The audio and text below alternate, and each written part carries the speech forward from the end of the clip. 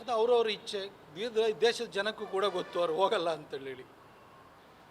Supreme ಕೋರ್ಟಿನಲ್ಲಿ ಸುಮಾರು 400ಕ್ಕಿಂತ ಹೆಚ್ಚು ವರ್ಷ ವಿವಿಧ ಹಂತಗಳಲ್ಲಿ ಹಾಗೂ ಸುಪ್ರೀಂ ಕೋರ್ಟ್ನಲ್ಲಿ ಹೋರಾಟವನ್ನು ಮಾಡಿ ಸುಪ್ರೀಂ ಕೋರ್ಟು ನ್ಯಾಯಸಮ್ಮತವಾಗಿ ಕೊಟ್ಟಿರುವಂತಹ ತೀರ್ಪಿಗೆ ಅನುಗುಣವಾಗಿ ಅಯೋಧ್ಯೆಯಲ್ಲಿ ರಾಮ ಮಂದಿರ ನಿರ್ಮಾಣ ಆಗ್ತಿದೆ. ಅದು ಜನರ ದುಡ್ಡಿಂದ ನಿರ್ಮಾಣ ಆಗ್ತಿದೆ, ಸರ್ಕಾರದ ಖರ್ಚಿನಲ್ಲಿ ನಿರ್ಮಾಣ ಆಗ್ತಿರುವಂಥದ್ದಲ್ಲ.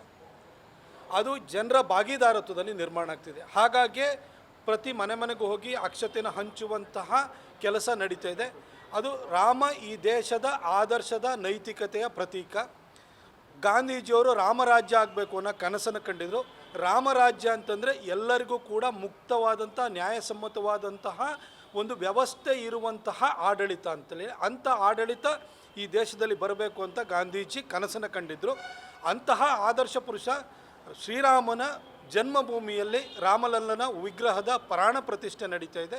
ಅದಕ್ಕೆ ಇಡೀ ದೇಶದ ಜನ ಅದಕ್ಕೆ ಅವರು ತಮ್ಮದೇ ಆದಂಥ ಕೊಡುಗೆಯನ್ನು ದೇಣಿಗೆಯನ್ನು ನೀಡಿದ್ದಾರೆ ಹಾಗೂ ಈ ಕಾರ್ಯಕ್ರಮದಲ್ಲೂ ಭಾಗಿಯಾಗ್ತಾ ಇದ್ದಾರೆ.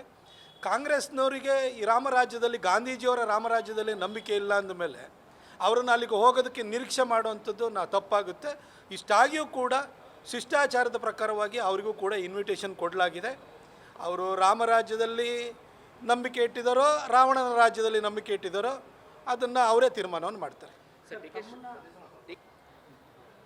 ರಾಮ ಸೇತುವಿನ ವಿಚಾರ ಬಂದಾಗ ಸುಪ್ರೀಂ ಕೋರ್ಟ್ ಎದುರುಗಡೆ ರಾಮನ ಅಸ್ತಿತ್ವವನ್ನೇ ಪ್ರಶ್ನೆ ಮಾಡಿ ಅಫಿಡವಿಟನ್ನು ಸಲ್ಲಿಸಿದವರಿಗೆ ಈ ಪೇಟೆಂಟ್ ವಿಚಾರ ಯಾಕೆ ಬೇಕು?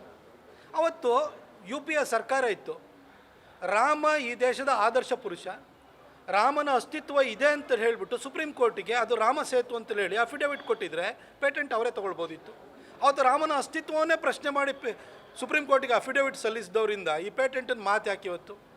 ರಾಮ ಎಲ್ಲರಿಗೂ ಸೇರಿದಂತವನು. ಬನ್ನಿ, ಅದಕ್ಕೋಸ್ಕರ ರಾಮ BJP ಅವ್ರಿಗೇನು ಪೇಟೆಂಟ್ ಕೊಟ್ಟಿಲ್ಲಲ್ವಾ?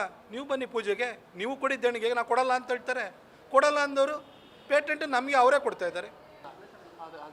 ಮಂತ್ರಾಕ್ಷತೆಗಾಗಿ ಅನ್ನಭಾಗ್ಯದ ಅಕ್ಕಿಯನ್ನು ಬಳಸ್ತಾ ಇದ್ದಾರೆ ಅನ್ನೋ ಕಾಂಗ್ರೆಸ್ಸಿಗರ ಹೇಳಿಕೆಯನ್ನು ನಾನು ಕೂಡ ಗಮನಿಸಿದೆ. ಆದರೆ ಬಹಳ ನಗು ತರುವ ಮತ್ತು ಸೋಜಿಗದ ಸಂಗತಿ ಏನಂತಂದರೆ,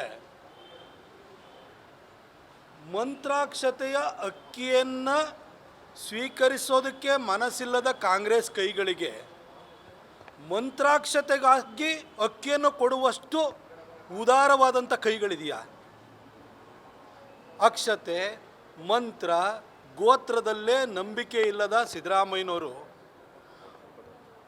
ಮಂತ್ರಾಕ್ಷತೆಗೋಸ್ಕರ ಅಕ್ಕಿಯನ್ನು ಕೊಡ್ತಾರೆ ಅಂದರೆ ಈ ರಾಜ್ಯದ ಜನನೂ ನಂಬಲ್ಲ.